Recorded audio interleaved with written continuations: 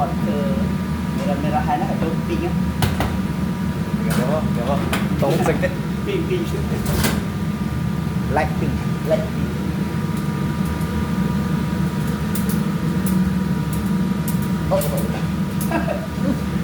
Minta maaf. Okay,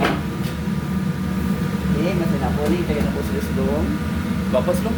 Sebab kita nak bagi ayak tu kena di kawasan yang ni lah. Supaya ayak tu kena kepada semua bahagian. Okay. Ni kena 10 saat. 1, 1, 1, 2, 1, 3, 1, 4, 1, 5, 1, 6, 1, 7, 1, 8, 1, 9, 1, 10. Kita akan shake. Start.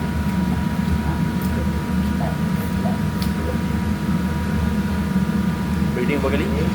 Buat kali ke-2, itu sebanyak 7 kali.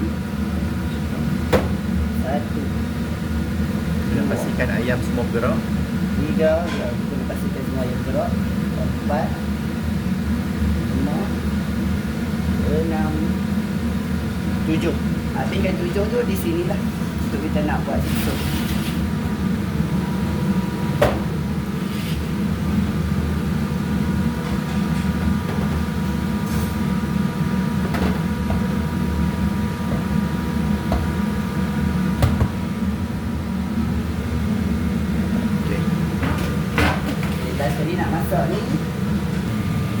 Sebelum kita masak, kita pastikan kita punya suhu 150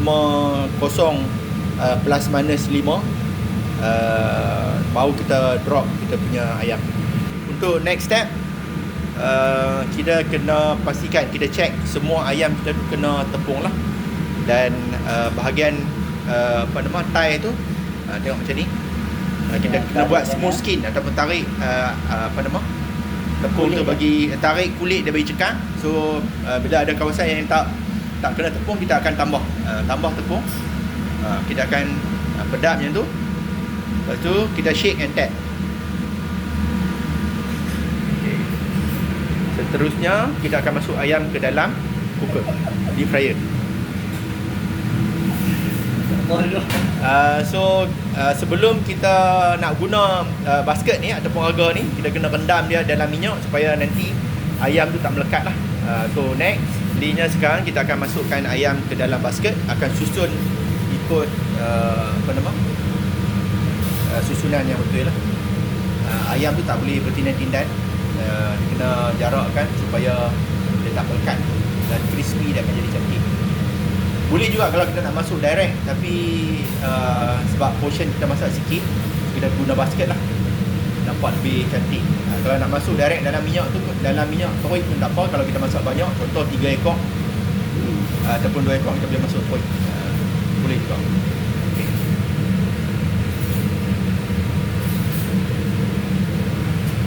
Lepas tu kita masukkan ayam perlahan-lahan ke dalam minyak. So kalau tengok bacaan, bila kita dah drop ayam tu, ayam ke dalam minyak, temperature dia akan drop seketika. Dia akan naik balik, saya rasa dalam 5 minit dia akan naik balik 150. Cooking time kita adalah 12 minit. 11.35 30.